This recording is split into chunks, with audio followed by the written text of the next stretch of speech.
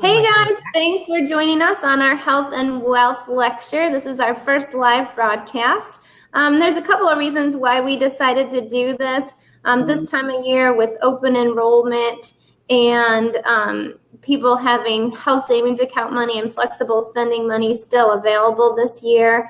We thought it would be important to help people understand how they can afford alternative medicine. And also kind of shed some light on the fact that just because your traditional insurance policies may or may not cover what we do, that there are lots of other options that do make it affordable.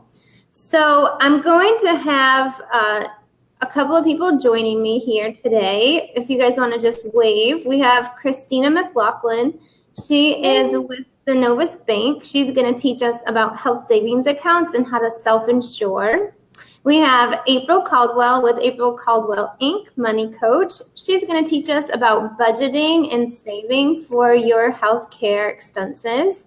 And we have Andy Stansfield with Stansfield Health and Life. And he's going to tell us about different options for health insurance plans, as well as some supplemental insurances that you could add to a high deductible plan. So this is Q&A. If you're watching and you have questions, we want to try to answer as many of those during this session as possible. Any questions that we don't get to, we'll join up with you on Facebook and answer them after the broadcast. This broadcast will be recorded, so my hopes is that we will be able to repurpose it and put it out on YouTube and reshare it. But definitely invite your friends and family, anybody who you know who's been considering alternative medicine or maybe isn't getting well just by traditional medicine. They might benefit from hearing some ways to make their healthcare affordable. So April, can you share with us some stories and some statistics on just the costs of healthcare and how healthcare, as I understand it, correct me if I'm wrong, isn't it the number one cause of debt in America? It is. It's a great cause of debt. It's also a reason why a majority of people file bankruptcy is to get out from underneath the medical debt. So I have my stats. So as a country, we spend more on healthcare per person than any other country. 1 in 10 people delay medical care because of the cost. Most Americans, if they had something that came up and cost them $500, most Americans don't have that $500 to be able to pay for those medical expenses. We don't save as a country. Therefore, our emergency funds aren't there. So we've got people that lose their jobs because of illness, that can't work, they have a reduction in income, but they still have all of these bills coming in. They still have to go and get health care, and they can't afford it, and these bills pile up. Wow. So that really is far reaching as far as the impact on Americans in general. Yeah, absolutely. So do you have any scenarios that you want to share with us? Any case studies? Yeah, so probably too many to count. Honestly. There's been a couple, and she got sick and was not able to work. They've got kids at home, and she's got medical bills. She's having to seek treatment. She's having to get help. And because she's not working, she can't take care of the kids. Daycare is an issue. If you're not prepared financially for a medical situation to come up, it creeps into all areas of your life, from being able to pay your bills, take care of your kids. And so if you don't start saving, if you're not aware of what's available to you, then you can get stuck, and it's really hard to climb out of it. Yeah, that makes a lot of sense. Do you want to talk a little bit about budgeting? I know you love your spreadsheets and you know you love the word budget. So how does that apply to healthcare and healthcare costs? So in most cases, there's going to be things that we have to pay for out of pocket. Everything from glasses and contacts to co-pays and deductibles. And if we don't have that in our budget, if it's not a line item, we are going to either have to rely on credit to pay it, or we're going to have to pull from other sources. So healthcare needs to be a line item. Holistic care needs to be a line item. And the best way to do this is to go back and look at the last year and see what you've spent out of pocket. Your pharmacies can give you a printout of how much you've spent on medications. You can talk to your doctors and get your bills. And so you look at that, and then you look at what next year is going to bring. Right now, during open enrollment is a great time to review what medical expenses you have coming up and to budget for it. So you look at the past, you plan for the future, and that's what you can start budgeting for. That sounds really smart. Does anybody on our panel want to contribute to the idea of budgeting? I know, Christina, you wanted to talk a lot about health savings accounts and what we call self-insuring. How does that feed into this topic? Well, the health savings account is designed to help those families set aside pre-tax dollars to help cover those medical expenses. Of course, health savings accounts are only designed for high deductible health plans. So you can only open one if you are in a high deductible health plan, and you can go to any bank and set that up. A lot of times employers will bring somebody in that they have started working with, whether it's their current bank or, and they'll come in and help you set that high deductible, that HSA account up.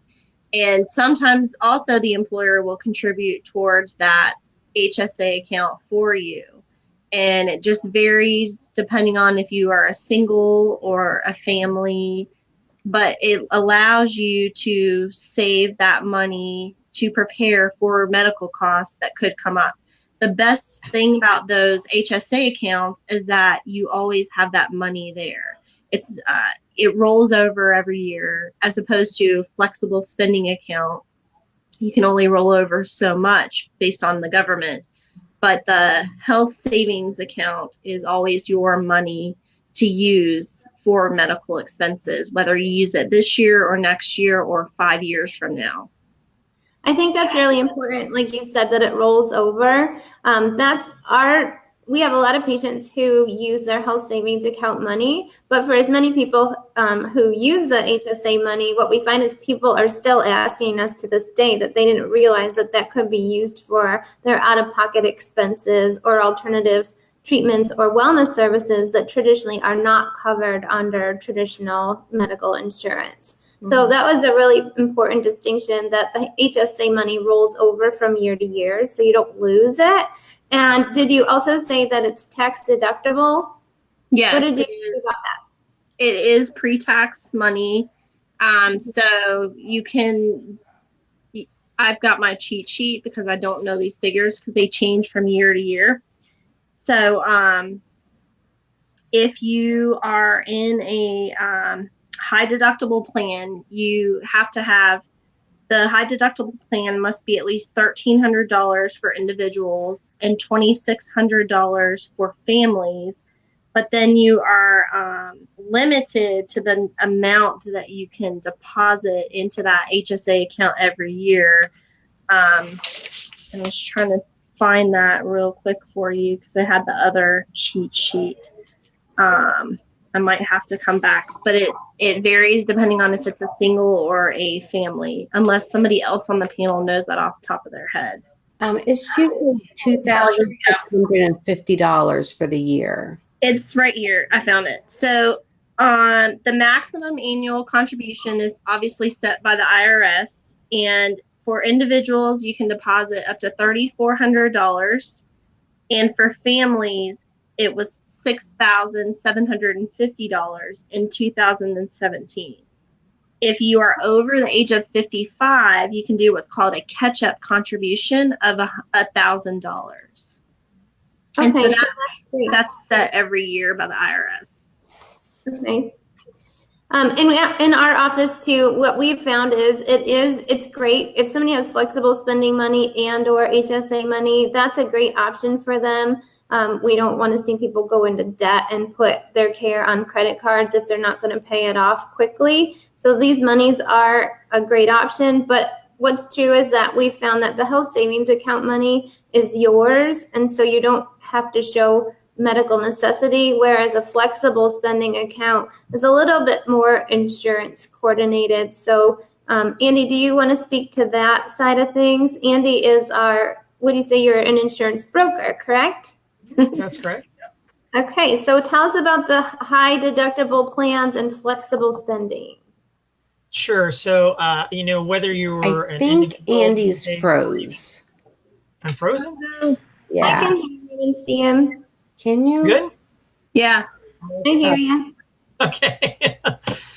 So whether you're an individual trying to find health insurance or whether you're, working in an employer type of situation, high deductible plans are essentially going to be more of the norm these days. So what used to be considered a high deductible plan is typically just a plan now, because that's just how a lot of the insurance types of plans are going. So I'd like to speak to April's comments about making sure you budget for things like that as a great idea. And then obviously the idea of having a health savings account to help save up enough money to be able to meet your deductibles is going to be a great idea as well. Yeah, you're right. I think I would always recommend a health savings account over a flexible spending account because, contrary to the word, the health savings account seems to be more flexible than the flexible spending account. I found the same to be true. I did see a quick question on there about the tax deductibility. I was just kind of looking up some things on for considered alternative health services.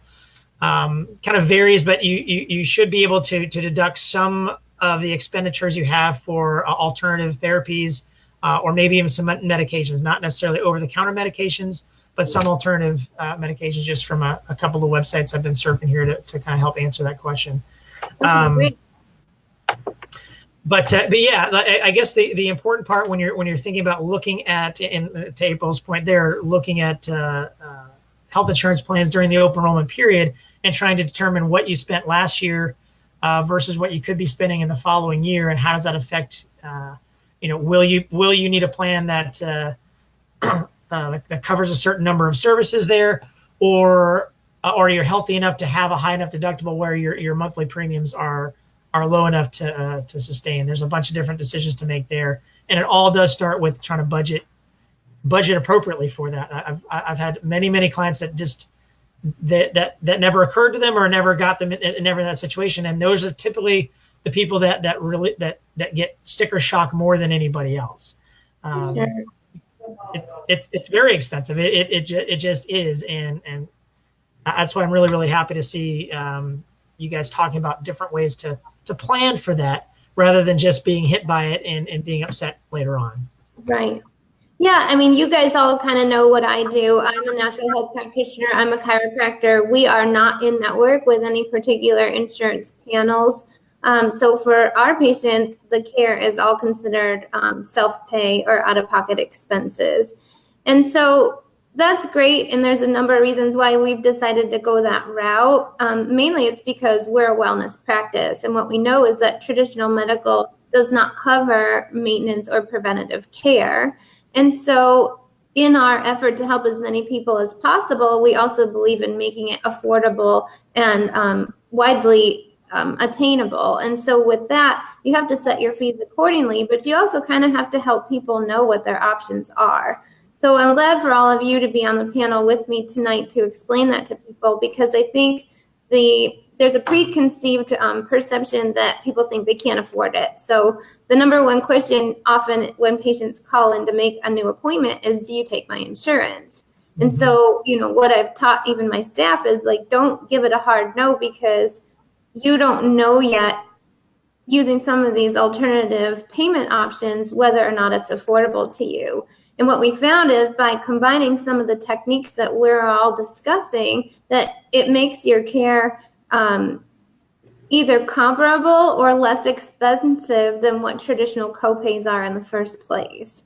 So we're just really hoping to reach people that want to live a more natural and holistic lifestyle, to teach them that it doesn't mean that they can't necessarily afford it.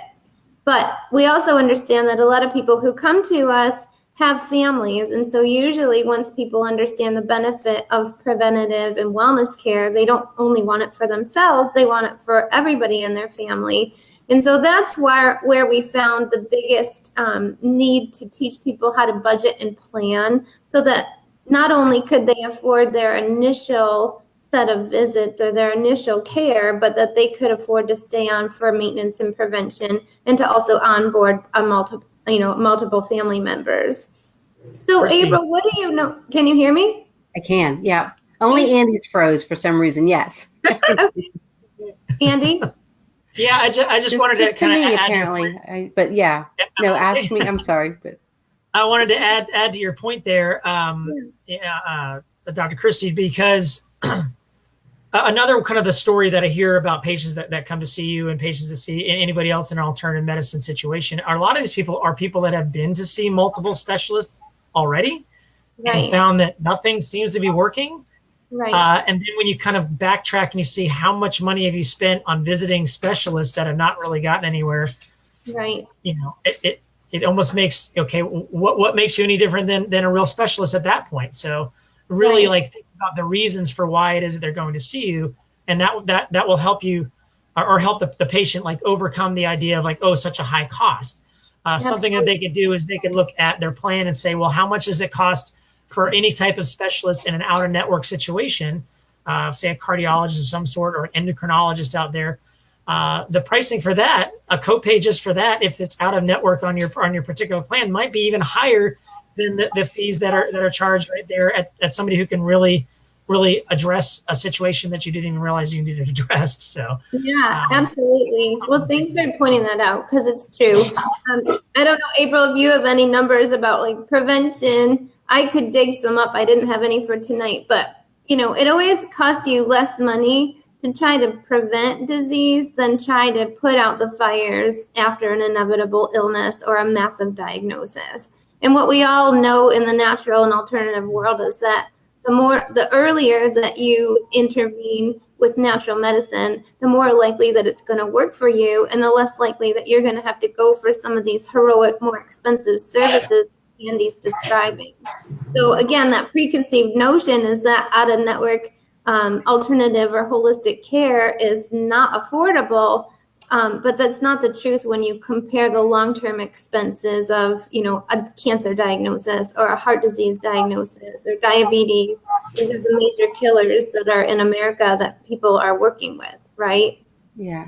And I think too that, in most cases, it's not that people can't afford it. It's about you're making a choice. You have the money and you're choosing what to spend it on. So, you may be, without realizing that, you're making the choice to eat out and to have a $400 cable bill and to have all these other things that aren't lining up with your desire to be holistic and to be healthy. So the money's there. You're just making a choice. I love that. April, tell me your quote. I believe the quote is something about, if you want to know what people value the most, look at what they spend their money on. Is that what you say? That is, dead on.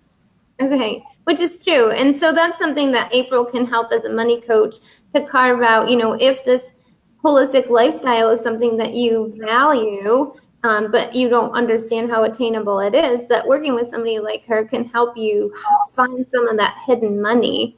April, do you want to talk about some of your successes, like how much money you on average can help people find when you sit down and budget with them? Yes, I would love to. So, so I have some, actually they're not that rare anymore, but I have one lady you can go to my social media and see where she posted her testimonial, but I found her $52,000 in her annual budget. That's wow. $52,000. That's somebody's annual pay in a lot of cases. There was another client, we found her an additional $30,000 in educational benefits. But on average, I'm finding about $3,000 to $4,000 a month that people are spending without knowing where it's going. So what we do is we look at where it's going. Does it align with their values? Is it going towards their goals? And I'm not going to tell you not to spend your money. Like if you want to spend it on shoes or you want to spend it on food, do that. Just be aware of where it's going. So by just having a budget check-in, you can see where your money's going and move it. if you want it to go towards something else. And the average person also probably doesn't understand how much money, like, without knowing, is spent on convenience food, fast food, drive-throughs, Starbucks, just grab and go, not really having any consciousness about what you're eating. And of course, not only does that contribute to the cost of healthcare because of inflammation and the contribution to obesity and disease, but at the same time, you could redirect that money towards something that is important to you, but you thought otherwise wasn't attainable. Yeah, I had a client one time and she swore to me she did not eat out. She didn't spend money on stuff. We went through her bank statements and she was spending $75 a month on a vending machine at work. Wow, that's crazy. No, because it's like $5 here and like $2 there, and it adds up. Like, Right. So. Right. Okay, so Andy, what we haven't yet talked about is some of the supplemental insurances. So can you describe what supplemental insurance is and how that might play into self-insuring, health savings accounts, high deductible plans? Sure. So supplemental is anything other than typically anything other than major medical. That could be anywhere like dental and vision type coverages. And this is typically for an individual person that's not covered under an employer of some kind. Many times an employer will package it all together. But probably more importantly, to your point, are supplemental insurances like things what are considered hospital indemnity, or cancer or accident type plans. These are essentially easiest way to describe it, and many people have seen ads for Aflac. So it's types of plans that say, all right, so I know that I may have a massive deductible and something really terrible happens to me, like a giant accident, and I have a $12,000 deductible to hit before the insurance will pay almost anything at a hospital or any kind of thing like that. You can actually get a supplemental plan that will pay a certain amount of money in the event that you have a particular type of accident or a particular type of diagnosis. That money goes to you entirely. It doesn't go to pay a doctor of any kind or any sort of medical service. That money goes to you. And if you choose to spend it in a different way, then so be it. So the only trick is sometimes on a supplemental plan, they're specific on what needs to happen to you first before that money will pay out. But typically in a situation like an accident or something like that, the lump sum of money that pays should be plenty enough to go pay for, whatever the initial problem was. And then for follow-up things at a place of your choice. And that could be any amount of alternative medicines and health therapies out there. You don't necessarily have to use that money for, traditional medical things out there. Definitely can help a lot of people when they're staring at a health insurance plan that may be great for their monthly budget, but not so great if something really bad happens. So Right. Got it. Andy, I think a lot of people have a lot of questions about, I think most people didn't realize that maybe they could shop for their own health insurance, that maybe they just thought they had to go with what their employer or previous employer offers. Can you talk about the process and how you, like, from start to finish, you work with a patient and help them solve this whole mystery and come up with a plan that works for them? Sure. So a lot of it is just based on the person's or the family's specific needs. Right. If you're not covered by an employer, then there are options out there through the Affordable Care Act, or some people call it Obamacare, or the marketplace, to get insurance plans that kind of cover everything. Outside of that option, there are other plans that are offered by typical insurance companies that may cover a lot of things, but not necessarily everything out there. When I say cover, it means the insurance company will pay a certain amount towards the expenditure there. Things like chiropractic could easily be on there as well. So it really kind of it figures out what are the healthcare needs of that particular person, and then we get into what are the costs of the plans out there? Does this person qualify for any sort of governmental subsidy to help pay the monthly premiums on plans like that? If you think about it, if you're working for an employer, most of the time the employer is paying 50% or more of the entire healthcare bill per month that it takes, that goes towards your plan. Things like the Affordable Care Act, people that are in a situation where they do not have an employer to do that, if they, based on their income guidelines, they can qualify for a subsidy from the government that acts a lot like what that employer is doing instead. And that's kind of how that works. Where it doesn't really work so great is when people make too much money for a government subsidy, and then they wind up bearing the entire amount of a healthcare plan. That's definitely a challenge there. But in those situations, you may look at supplemental type things if for some reason they don't have the budget to help pay a massive deductible that they may have to reach before the insurance company does anything. Or there are alternative plans even beyond that that are like faith-based association type plans. And I think in the coming year, we're going to see a lot of other types of association-based or short-term plans that will cover basic services or most services, but like I said, probably not all of them. So depending on the person's personal health condition at the time, the services that they need, or the services that they think they may need, we have to go and weigh through all of those things in order to figure out what might be the best route to go, and then just see the good, bad, and the ugly when it comes to prices and how to budget for that. That's where I hope April helps. Exactly. So we have a question that I don't know if you guys can see, it popped up. Somebody says that her employer doesn't offer any health coverage or insurance, and she's asking if she can still get a health savings account without any health plans, and if so, how? I know, Christina, you had said, go ahead and tell us what you said earlier. So the only way you can get an HSA account is if you are covered under a high deductible health care plan already. So unfortunately, you can't take advantage of that pre-tax dollars towards your medical coverage if you aren't on an insurance plan. You could talk to Andy and get a high deductible health plan and then set up an HSA account. That would be a way around that if your employer doesn't offer it. Right. There's a few of those that are offered through the Affordable Care Act, through the marketplace. That they have each individual carrier has one or two plans out there that do offer health savings accounts along with their regular health plans. So that's possible to do, but you're right, Christine, you wouldn't be able to get one just without. So. Right. But Andy, can you talk about also, like, a lot of our patients are either self-employed and entrepreneurs, or they don't have coverage with their employer. So they are still eligible for different health plans, right? Mm-hmm. Yes. A lot of times, see, most of these people, the first place to look would be the marketplace, which is going to the website healthcare.gov. And these are plans that apply to the Affordable Care Act. They can kind of see what pricing is available on plans like that. If that does not agree to them, then they can look at other plans. There are faith-based, what are called like Christian sharing ministry type plans.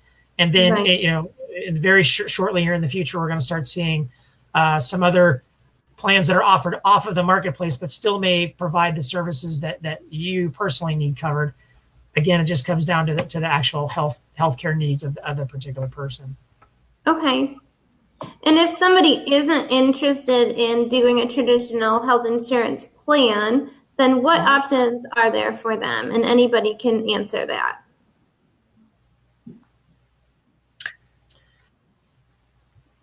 Christina? Well, I mean, we haven't really talked about care credit, which is a way to, pay for your medical expenses and not pay interest in most circumstances. But other than that, just a traditional savings account would be my opinion. Andy? Yeah. Yeah, the only other way to do it would be looking at different types of health insurance plans that don't apply to the Affordable Care Act, but do cover those types of services that you need, and the pricing there is just going to be a lot lower than you would find on the marketplace. And typically those are the faith-based style of healthcare sharing. They call healthcare sharing ministry plans that are available. We have patients who are on either MediShare or the Christian Christian Health Share Ministries as well. and have done great. I think the important thing is maybe to talk to some other people about what their experiences have been and what types of expenses have been covered or not covered. Some of the feedback that we're getting is that at least if you show intent to pay, that you're pretty safe with those types of things. I do want to point out, Christina had just mentioned Care Credit. Care Credit is a credit card that can be used for medical expenses.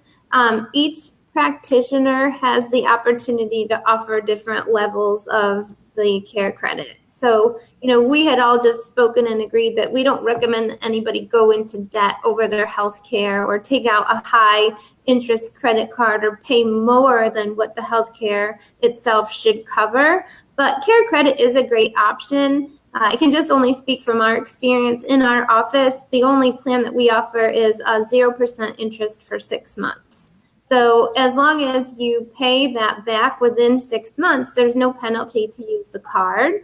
And oftentimes in alternative medical practices, there might be some kind of discounted payment plan for either you might get a little bit of an incentive for doing a prepayment or setting up monthly payment options. And so a lot of times people can combine the use of Care Credit to prepay for a package of services to get the best price. And then as long as you pay it back in our office within the 6 months, in other offices, it might be a different offer. So you'll have to check that. There's no penalty. The only issue that we forewarn patients about is that if you use Care Credit and you don't pay it back within that introductory 6 months, it's really not worthwhile because the penalties would far exceed whatever discount you would be receiving, for prepaying in the first place. So that's the only thing I would caution people about the Care Credit. And the same with like a credit card. If you're going to pay on credit card, make sure that you know that you're paying it back within a fair amount of time so that you're not going to have to pay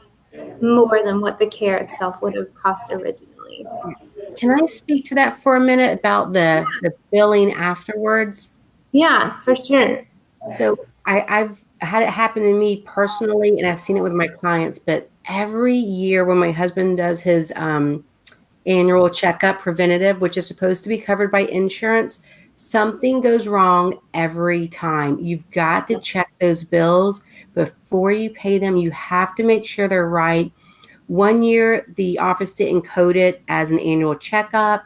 This year, they didn't put his member insurance number in the right way. They left off an S or something.